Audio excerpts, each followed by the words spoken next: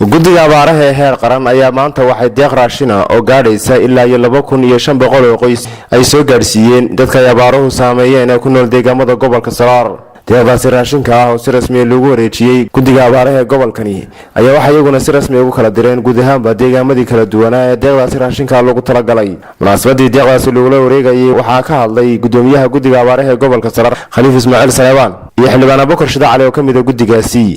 maanta oo runtii ay bishu tahay 6 bishii 5 bishii afraad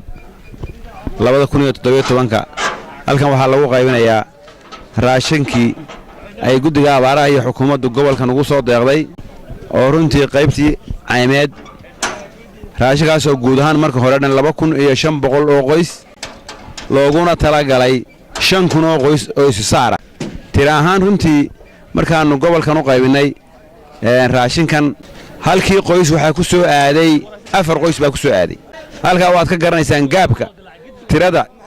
dadka abaartu haleeshay ee gobolkan ku nool ee miyiga runtii ku ildaran inagoo mahad celinay guddiga abaaraha iyo xukuumadda runtii aad iyo aad ugu mahad celinay hay'adaha nala shaqeeyaba oo runtii gurmad ballaaran u soo sameeyay gobolkan iyo gobolada kale ee dalka abaartu ka habsatay waan uga mahadnaqaynaa. dhinaca Saraareedna waxa lagu qaybinayaa 100 qoys baa lagu qaybinayaa runtii waxa gacan la siiyay balasaabka gobolka ciidamada booliiska oo uqaasha balasaab xigeenka oo runtii si hagar la'aan nolol shaqeeyay waxaan xukuumadda u sheegnay guddiga abaaraha qoyska waxa ugu tala gasheen 2 qoys annaguna markaa dadka tiro koobnay wuxuu u gaaray 4 qoys oo waliba qaar maagow yihiin waxaanu guddiga abaaraha u sheegaynaa heer qaran inaanu ahayn ku talagalka gobolkan ka qabtaan tirada haysataan inaanu ahayn halka 2 qoys ugu tala gashay annagu 4 baan u qaybinay waxa maagoobay intaa in leeg xukuumadda waxaanu ka codsanaynaa guddiga abaaraha waxa ka codsanaynaa ku talagalkaasi mid sax maaha way wana shaqeeyeen guddiga abaaraha waa shaqeynaysaa dadka dadweynaha reer Saraareed waxa mushkulad waxa ku waxay biyaha marka ay cabayaan iyo raashinkaba waa inay isgaarsiiyaan ilaahay ka baqeen wixii soo gaaray ee xukuumaddu soo gaarsitay ee guddiga abaaraha soo gaarsay waa ka gawaarida laga dajin maayo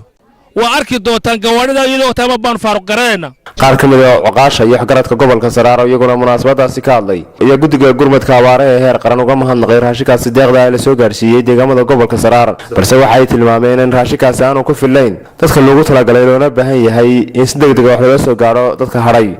ilaahay baa mahadle waxa kale oo mahadle guddiga abaaraha ee raashinka soo gaarsiiyay hadday mid heer qaran tahay hadday mid heer degmada hadday mid reer gobol taayba waana ku maasan yihiin annana haddaanu nahay odayaasha goobaha ama hadhmaanada raashinka waanu ka guddoonay waa taa naloo qaybinayo waa taa nala siinayo. waxaan u sheegaynaa guddiga abaaraha ee guud way soo gaadheen gobolka caawimadii ugu tala gasheen oo soo rarteen u taa la qaybinayaan hortubannahay guddiga abaaraha ee gobolkuna ilaahun baa og waxa ay qabaan hawsha ay qabaan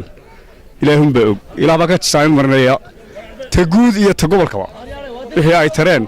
waxaan leeyahay hay'adaha waxaan ka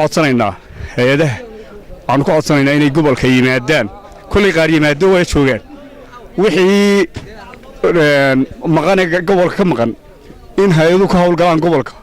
ayaanu u baahannahay. ugu dambeyntiina kusimaha gudoomiyaha gobolka Saraar ana ku xigeenka gudoomiyaha gobolka mudane Ibraahim Jaamac Maxamed ayaa sheegay in muhiimadda ugu weyn raashinka la saari doono dadka reer baadiyaha iyagoo ay xooluhu ka dhamaadeen isla markaasna xaaladooda nololeed ay haatan khatar ku jirto.